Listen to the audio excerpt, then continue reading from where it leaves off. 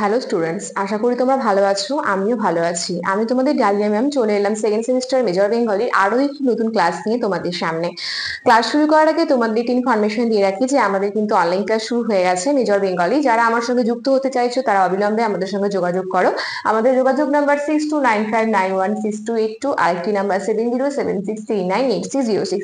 এই দুটো নাম্বারে ফোন করে তোমরা তোমাদের যা জিজ্ঞাসা রয়েছে করতে পারো এবং খুব তাড়াতাড়ি অ্যাডমিশনটি নিয়ে নাও, কারণ সামনেই তোমাদের এক্সাম খুব তাড়াতাড়ি চলে আসবে।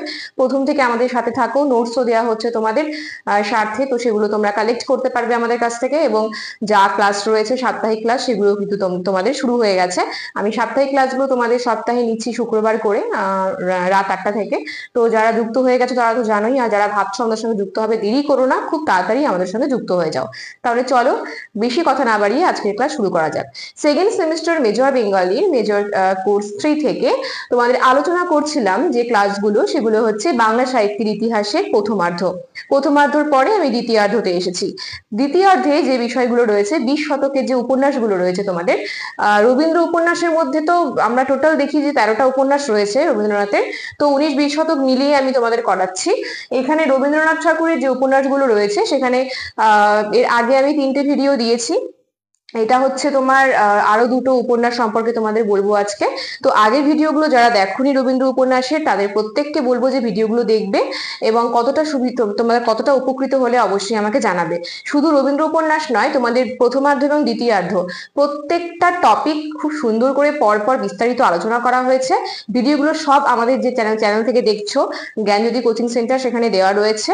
অবশ্যই সেখানে গিয়ে ভিডিওগুলো দেখো এবং তোমাদের ভালো লাগলো কিনা আমাকে অবশ্যই জানিও। তাহলে চলো বেশি কথা না বাড়িয়ে আজকের ক্লাস শুরু করা যাক। উপন্যাস রবীন্দ্রনাথ ঠাকুর।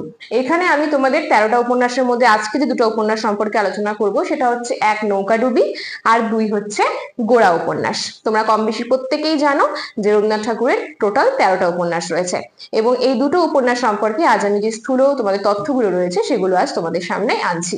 নৌকাডুবি যে উপন্যাসটি রয়েছে সেটা 1906 সালে প্রকাশিত হয়েছে। এই উপন্যাসটি একটি সামাজিক উপন্যাস। এই উপন্যাসে যে ঘটনাটা রয়েছে, মানে যে পটভূমি রয়েছে, সেটা হচ্ছে নৌকাডুবির ঘটনা। নৌকাডুবির ঘটনা এই উপন্যাসের পটভূমি।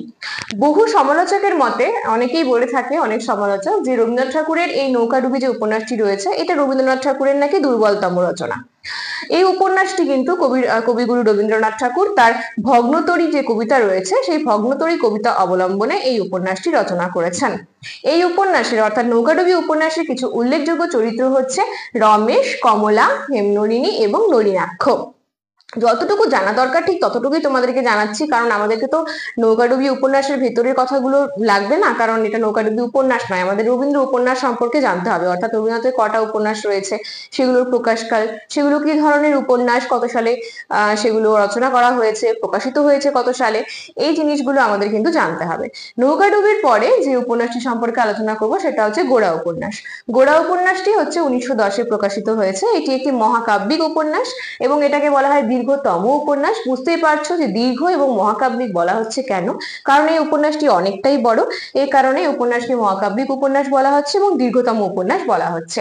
এই গোড়া উপন্যাসে আমরা দেখতে পারি যে 44টি পরিচ্ছেদ রয়েছে টোটাল।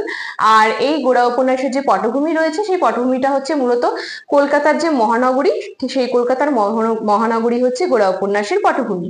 এই উপন্যাসটি কি ধরনের উপন্যাস দেখো, এই উপন্যাসটিকে আমরা তত্ত্বধর্মী উপন্যাস বলতে পারি, এই উপন্যাসটিকে আমরা বলতে পারি দেশাত্মবোধক উপন্যাস, ঠিক আছে। এছাড়াও তো আমি বললামই যে মহাকাব্যিক, দীর্ঘতম, এগুলো বলতে পারো। এই উপন্যাসটিতে আমরা দেখতে পাই যে ইউরোপের যে এপিক নোভেল রয়েছে, ইউরোপের এপিক নোভেলের সঙ্গে কিন্তু তুলনা করা হয়েছে রবীন্দ্রনাথ ঠাকুরের গোড়া উপন্যাসটিকে। এবং এই গোড়া উপন্যাসের কিছু চরিত্র আমি তোমাদের সামনে বলছি। এই চরিত্রগুলো হচ্ছে গোড়া মূল চরিত্র, তার পার্শ্ব কিছু চরিত্র রয়েছে আনন্দময়ী, ললিতা এবং বিনয়।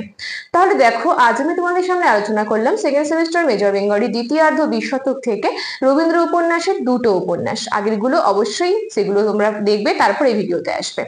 আশা করছি তোমরা বুঝতে পারছো আমার ক্লাস। যারা আমার ক্লাস নিয়মিত দেখছো সেকেন্ড সেমিস্টারের স্টুডেন্টসরা, তাদেরকে প্রত্যেককে বলছি যে ক্লাসগুলো দেখো, কেমন লাগলো অবশ্যই জানিও এবং আমার ক্লাস যদি তোমাদের ভালো লেগে থাকে একটা লাইক, কমেন্ট, শেয়ার করে আমাদের পাশে থাকো। এবং যে চ্যানেল রয়েছে আমাদের, যে চ্যানেল থেকে তোমরা দেখছো প্রতিনিয়ত আমার ভিডিও, সেই চ্যানেলটি কিন্তু অবশ্যই প্রথমেই সাবস্ক্রাইব করে নাও এবং নোটিফিকেশন অল করে রাখো, কারণ প্রত্যেকটা ক্লাসের নোটিফিকেশন সবার আগে তোমাদের কাছে পৌঁছতে হলে তোমাদের আগে চ্যানেলটা সাবস্ক্রাইব করতে হবে।